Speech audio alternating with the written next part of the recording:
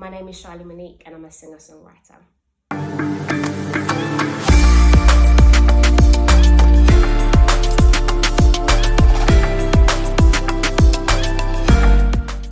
I've recently stepped into some TV presenting as well, which is great fun. I'm also a workshop facilitator and I do teach from time to time. Okay, awesome. And what's your heritage? Both of my parents are from the Caribbean, so I'm Caribbean. They're from Jamaica, to be like specific. Okay. So when you and I first met, that was probably about 8 years ago, I think it was. I feel like it was about 8 years ago, yeah. And you were doing blogging, right? Yes. Okay. Are you still doing blogging, or are you just full-time singing now? I'm not blogging anymore. It's funny that blog turned into something else, but I guess we'll talk about that later. Okay. But yeah, I'm not blogging, just music full-time. Okay. And mummying full-time. Right. So when did you, I guess, realise that you wanted to be a singer? I feel like I wanted to be a singer from when I was 4, when I would drive my whole family crazy, wanting to sing songs, and specifically my sister. I don't think I drove my family crazy, but my sister literally had to listen to all of the songs I was writing from like 6, 7, 8. Like, I'd be like, Nelly, can you hear this song? And she would be so patient with me. But okay, officially, I began singing full-time in 2018. It was a long journey, loads of jobs in between, some acting. I just loved performing and loved the performing arts, dancing, all of those things. I feel like from a young age in church, I just loved the stage. And I think back then, we didn't really understand that you could be a performer. It was, everything has to be ministry. If you're kind of like somebody who's a Christian, has to always be in a Christian kind of space. But then as I got older, I realized, no, actually everything that I do doesn't change the fact that I'm a Christian. I get to release my passion, my purpose anywhere and everywhere in the world, which is actually now what I do, which is really fun and such a blessing. It's amazing. I mean, can you remember the first song that you wrote? No, I don't remember the first song. I honestly don't. I used to write so many songs, and then I was in like a gospel girl band for a number of years, and we did some shows in the UK, Poland, and that was really fun. I used to write for that, but I honestly don't remember the first song I wrote. Okay. I mean, from your catalogue, which song would you say is your most emotive, like, personally? Yeah, I definitely know. You know what's funny? There's 2. I wrote a song called You, which is a song that I released, my very first song release as a solo artist in 2017, called You. It's currently my highest streamed song. It's the song that I still get messages about, and it just really speaks about loving who you are. I feel like humans just struggle with being enough, and even though that sounds cliche, that song is the one song that literally makes people cry. They come up to my merch table in tears when they hear that song. And then there's actually another song I wrote for the Kingdom Choir called Chases, which is very emotive. And I equally get as many messages about that song as well. So those 2, Chases and You. Okay. And are there any, or is there one song from an artist who I guess is well known that really puts you in the moment? Ah, that's hard. I like so many artists, but right now, there's 2 artists. Sorry, I don't have one answer. There's a group called Maverick City, and I feel like all of their music just makes me feel happy, joyful, connects me to God. And then there's also another artist called Cleo Soul. I love her music. Just really, the lyrics, it really talks about loving who you are and embracing the journey, and it's just really vibey, and I play it at home when I'm hosting guests. It's just an album that I play all the time. I love Cleo Soul. Okay. And she's British too, so. So on your way here, what was the song that you probably listened to? I wasn't listening to a song. Really? You're driving in silence? No, I was not driving in silence. I actually love reading, but since becoming a mum, I find it really hard to actually sit and read. Yeah. But my desire for reading and knowledge hasn't stopped. I need to always be learning, and reading is my thing. Yeah. So I'm currently reading Trevor Noah's book, Born a Crime. So I was listening to the audio of that book all the way here. I was really enjoying my me time. So yeah, I'm signed up with Audible, and I literally get a new book every month, which, because it's Audible, I finish it really quickly, and then I'm like, oh, what am I going to listen to now? So I usually go buy something off Apple, but I really enjoy audiobooks. Okay. All right, so I guess from the time I've known you, you've always kind of been very positive and very vibrant in terms of your character. I've never seen you not smile. Where would you say that confidence and the kind of joyfulness comes from? Yeah, I can't lie. That confidence and that joy 100% comes from God. Jesus! My faith is massive, and it kind of anchors everything that I do. So knowing who I am, knowing why I'm here, knowing that confidence isn't about being better than anybody else. It's just about knowing what you carry and sharing that with whoever needs it and whoever's willing to listen to the music. Or so I think 100% that confidence, it definitely comes from knowing who I am and knowing why I'm here, and then you just walk confidently in that, and then it takes away comparison. Even though I'm like everybody else, I find myself scrolling on socials, I'm like, oh, I like that, I want to do that. I even have moments with my husband and he'll be like, Shar, there's no need for you to be so I'm human, but my foundation is 100%, like I 100% know why I'm here. I know what I'm called to do, and that gives me great confidence. And also having some really strong people around me who build me up and encourage me. I need my girls, my sister in particular, my husband, just people that are strong and encourage me. That gives me confidence too. But you know what? If the confidence isn't in here first, it's not going to come out with your partner, with your friends. It has to come from here. And for me, the foundation of that is just knowing who I am. I'm a child of God, and just knowing why I'm here, what I'm born to do. Best feeling ever. So, like, see, from the Sharlene as a child to the Sharlene that is an adult, would you say any aspects of your personality have changed?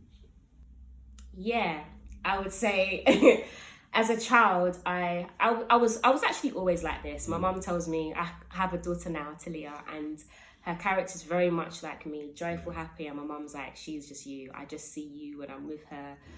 But sometimes when you're like that, unfortunately, people take advantage of it. And I would say, as a child, there's people like when you're in school and someone's trying to cuss you, they're just really quick to give like a comeback. That was not me. I'd probably just stand there and cry. I was actually bullied when I was younger, to be fair. And my sister, I remember one time a kid was just like slapping me around my face, and my sister was like, "What is wrong with you? Hit them back!" And I just froze. I just wasn't that kind of person, and I'm still not. I don't really like.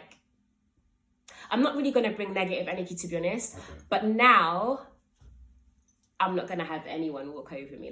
And it's not in a sense like no one's going to... It's not that. It's just in a sense like I actually know how to do healthy confrontation. So people can't just say anything to me. When I was younger, people would say things. I'd just come home and be like, this person said that. And my parents would be like, yeah, but that's not true. And I'd be like, yeah, but they said it. Whereas now, I will definitely challenge people. It's got me in trouble sometimes because it actually doesn't matter who it is.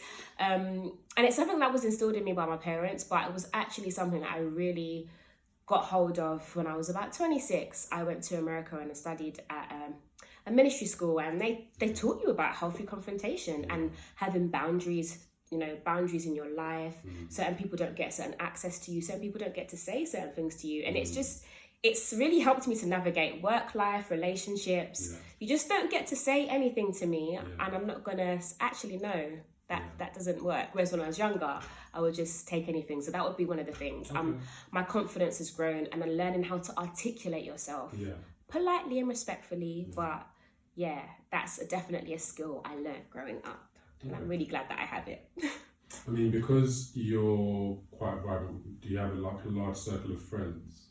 Do you know what? It's funny. I don't have a large group where we all meet and we're all from school or we're all, but I have a best friend that I had from primary school, and then I have my sister, and we have a little group that we hang out with, and then I have friends that are in the Kingdom Choir. So I have little pockets and different friends that I actually do have quite a few friends, but we're not all They're not all connected. Right, I see. So it's not like we all go out on weekends and stuff. It's like different people that I spend time with. Right. And I guess, are you kind of the encouraging one out of all the... I would say I am definitely the one that's like the clown, and I'll be silly and I'll be doing crazy things to try to make people laugh. I don't even know if I'm trying to make them laugh. I'm just really, really, as the Caribbeans say, chupid. I'm just silly, like, because I like to have fun, and I do it with my little daughter. It's really funny when you see yourself coming out in your child when they're copying your silliness. But yeah, life is to be enjoyed, and I just like to have fun. So yeah. Cool. So like you've won an award. Was it 2017? Yes. Okay. You've Kingdom Choir. What's the other one? Called Midwife. Oh yeah, I did do Called Midwife. Pretty eventful career so far. I mean, are there any aspects of your career that you maybe not totally satisfied, or you think you can go further with? Yeah, there are definitely things that I think I would answer that. There's things I regret, things I could have done more of to kind of get me further in my career. Right. It's funny when you say Called the Midwife, it doesn't even come into my head. Like that's just not something I think about. But I guess. Well, that told me. I mean, yeah, it's all on my website, it's all on my bio, but I don't always think about Called the Midwife. Yeah, that was so much fun. Yeah, it's probably more wishing I'd done things from when I was younger.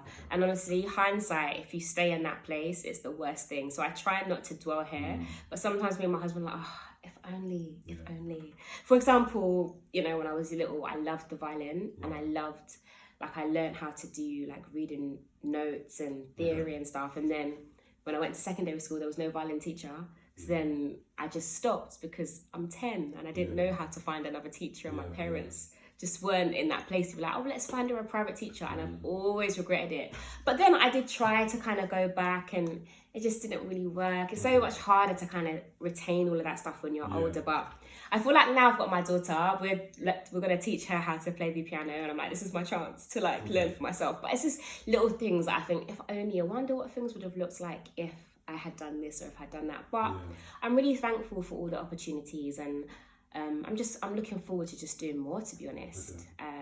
It's funny because that blog that you spoke about that I did however many years ago, that's now become a book. So I'm really, really proud of the different things I've done. But you always want more. I think we're always, let me not speak for everybody, I feel like we're always kind of grappling with that sense of finding contentment. Like there's something so powerful about just being content with what you have. And it sounds kind of cliche, but there's something so powerful being like, this is the place I'm at. For me, I'm with my baby and I get to do what I love and my career and stuff. But right now, she's actually my focus. And it's just like learning to be content with that. We always want more. But there's something so powerful about just being like, this is the space I'm in. And when you embrace that, I feel like we get to navigate life with so much joy and peace. It's not always easy, but I think there's so much power in that. I mean, is that what you would define as making it? What would I define as making it? Do you know what? I'll tell you what. I'll tell you what I think making it is. I feel like kind of stems from what I kind of answered before. I toured with Gabrielle last year, and we did like 15 dates, me and my husband. My daughter was about 1. It was actually so stressful to arrange, and childcare and the back and forth, but one of the best experiences of my life. And when you sing as a support act for like a big artist, the people haven't come to see you. They have not paid their money to see you, but I'm so thankful. You could hear a pin drop in that room, and hundreds of people got out of their seats, came to the merch table in the break, like, why are they coming? They don't know me. They purchased my books, and people were in tears, like at the merch table, and telling me how impactful my songs were. That moment there, that's making it for me. And equally, making it is being at home with my daughter and serving her and looking after her, even on husband. Sorry? And husband. Of course. And husband. But I guess it's like those two things for me, like family. holding it down for my husband so that he can do his stuff as well. Yeah. That's making it for me, like working as a team. And yeah, that, because for me, that in that Gabrielle tour, that's me seeing a direct fruit of my songwriting and what I feel I'm called to do, what I feel I'm born to do, and seeing the impact. Making it for me is making an impact on the world, and nothing makes me happier than that. So for me, that impact with my husband, with my daughter, that impact with people that I don't know, that is literally what pumps me. That's making it. I'd love to have more money, but money, you can have all the money in the world and be a horrible person. You can have all the money in the world and be so sad and have nobody around you. But I feel like making it is like, for me, it's just doing what you feel you're here to do. And if what you feel you're here to do is to be at home and be a mum, then that is making it. If what you feel to do is, I worked in a city job and there was a cleaner there, and this woman just loved cleaning. Her name was Maria. I would talk to her all the time, and I'd be like, is there anything else that you want to do? She's like, I just love cleaning. That's making it, because she's happy and she's content and she's enjoying her life. I mean, there's a number of different answers, but I feel like that's like a little snippet for me. That's making it. Just doing what you love, having the opportunity to do what you love. And obviously I could say financial freedom and having a great pension and all these things. But I feel like if you access joy and you are doing something that you enjoy and you're making an impact on someone's life, if it's just one person, that's making it, homie. I love that. So your husband, Chris, right? Yes. Chris, how long have you guys been together? We've been together for 12 years and married for 9. It was just our 9th anniversary in August, actually. August the 3rd. How did you guys meet? So that gospel girl band that I said that I was in a band with his cousin. So our families knew each other through church circles, but he would see my picture on her wall at university because she moved to Luton, where he was from, and he would always look at my picture. But then I knew of him because she would always talk about her cousin, who was a drummer. But he was, in my head, too young for me. So I didn't really pay much attention because she said, oh, he likes you. And I was like, oh, that's sweet. But like that's kind of how we met. And then we connected, and the rest is kind of history. So I guess with such a busy schedule, do you ever have time off? I'm actually going to a spa tomorrow with my husband for 2 days, which had to be postponed because of work. Okay. I'll be totally honest, right now, it is challenging. I get time off because in all truth and honesty, a lot of the time I'm with my daughter. She's young. And it's just a decision we've made that I'm just going to kind of pull back and spend a lot of time with her.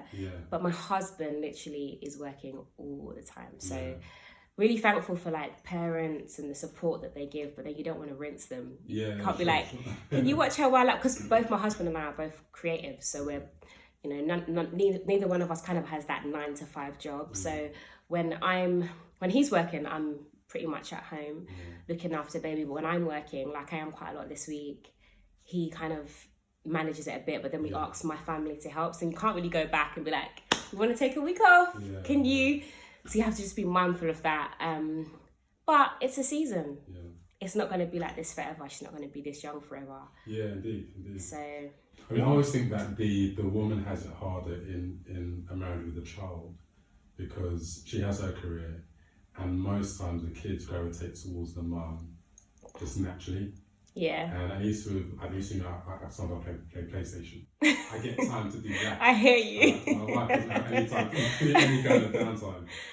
Oh, as you've said that, it's just actually hit me. It's funny because, this is so good because somebody asked me the other day, I was kind of telling them the setup, and they said, do you feel resentment to your husband? And I said, resentment, no, because, we spoke off camera. I was telling you about how I felt ready for a child. I felt ready in the sense of the sacrifice I was going to make, but I don't know that any woman's really ready for the sacrifice and the lack of time. And I feel like the resentment comes, it's not about work, but I give my husband a side eye when he comes home and I've cooked a lovely meal. I've struggled to eat it whilst feeding her, while she's flinging food on the floor. There's no zen for my evening meal. Whereas my husband will come home, the house is clean, the kitchen side of his food's there, and he just gets to watch a show. I can't lie. There's been a number of times when I've like looked over the door and I'm just like, this is not fair. That is where I probably felt some resentment because like. And I'll say to him like, babe, I know you're working, but when you're working, it's more just like silence. Yeah. Like I took myself, funny enough, to a spa for the day for my birthday. Yeah. I've never spent a birthday alone. It's just not really been my thing. I'll always go with my sister or friend or my husband.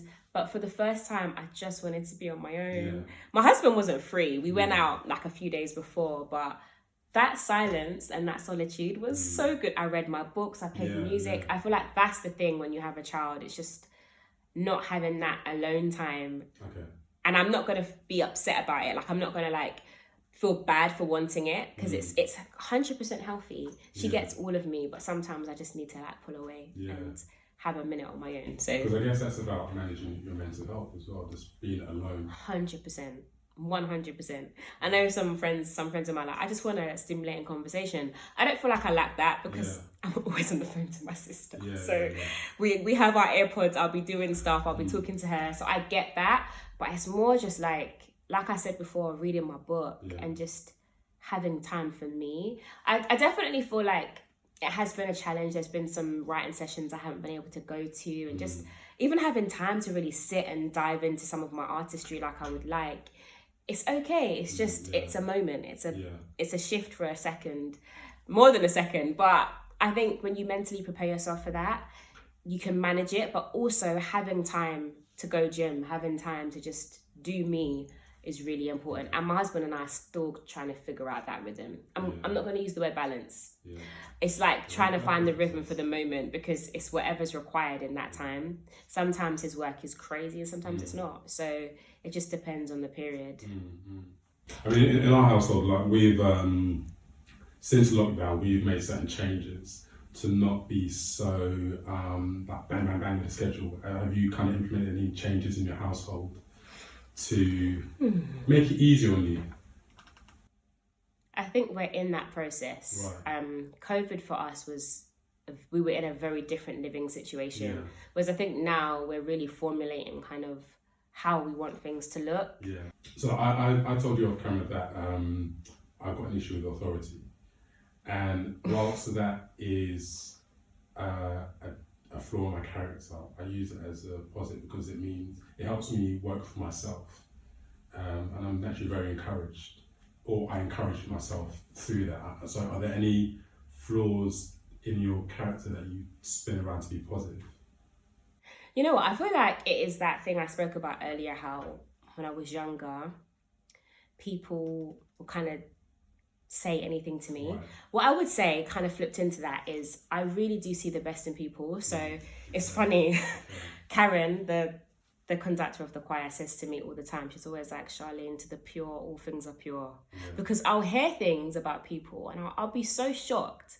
And then I'll be like, that doesn't shock me. Yeah. But I genuinely try to see the good in people. So on one hand, it's like, it can be a negative because people can sometimes try to kind of walk over you. But I think over time, you get your confidence and you know how to articulate yourself. Yeah. But it serves me well. Like, I'm not interested in gossip. Yeah. I'm not the one, don't come and tell me, I don't really want to know. Just because I just like to put out positivity. Okay. Doesn't mean I'm not going to be honest. If stuff happens, one of my friends said, you can't feel bad about telling the truth. Right. It's actually a chapter in my book where I talk about that. Because I used to feel like, am I gossiping? But actually, no. If something bad happened, you're telling your truth. Yeah. Tell your truth because actually that's cleansing for you. Yeah. You're releasing it. And that's so great for your mental health as well. But I don't know if I've answered it correctly, but I like to see the good in people, and it helps me to stay happy and positive, and it works for me. Yeah, I'm the complete opposite. I always see the negative. I guess it's a way to protect myself, you know. So if you show me the good side of you, then yeah, I'm surprised. But so I guess of all the projects that you worked on, which would you say was the most inspiring, that really encouraged you to kind of keep going and do more good things? Mel, do I have to pick one? No. So there's a few things that have happened that have been so cool. I'd say when I did my very first EP called Destiny, it was just so great to just put music out, because even though I was in a band years ago, we never released any music, and it's just so sad. We wrote so many songs but nothing was actually released, and this is something that you can actually hold and tangibly listen to. So that was a great moment, and I know that it's like impacted people's lives. But also I would say the Kingdom Choir singing at the royal wedding was like, I mean, that's the kind of thing you tell your grandkids when you're old, man. I have that program. It needs to get framed. It's in a box right now, safe at home, but it's definitely going to be framed and put up somewhere. That was like, I mean, singing to 2 billion households. You can't even wrap your head around that moment. We were one of the households. that was such a cool, amazing, history-making moment, you know, for Black people, for all people, because people were really touched by the song. But just seeing people just felt like they saw their friend up there, it was just a beautiful moment. And then also I would say the Gabrielle tour. I've never toured with like an artist of that level on my own. I've done stuff for other people, like a little bit of BVN and stuff with the choir, but that was just me. And I'm really, really proud of how that came about. You know, she saw me singing, she really liked me, and we got talking, and we met at a petrol station months later. It was all so God, I think, but just a really, really great experience. So those are probably 3 highlights for me. Okay. Off topic, how long did you have to keep that under your hat, like the Kingdom Choir thing? Oh gosh, I feel like I knew like 2 or 3 months before. It wasn't long. Like Karen called me and was like, I have something to tell you. But firstly, are you free on this date? And I was like, what do you mean? Like, and then she's like, just tell me if you're free. And then she told me, and I was like, she's like, it's not confirmed yet. I was like, oh my gosh, this is amazing. Probably like 3 months. I couldn't tell anyone. Something like that. 3 long months. Yeah. So who would you say is the most inspirational person to? I don't use the word role model, but the person that really kind of has an effect on your life. That.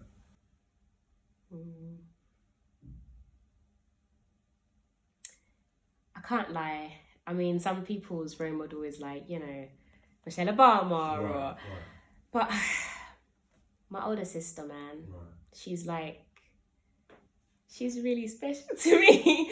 I just watched her work really hard and love people, give her all to her family, me. She's just like such a lovely, caring, giving person. And she's definitely like a huge inspiration for me. I'm definitely inspired by like Tyler Perry. I love what he's done and how he's created generational wealth, and Oprah and Michelle Obama. I think they're all amazing, but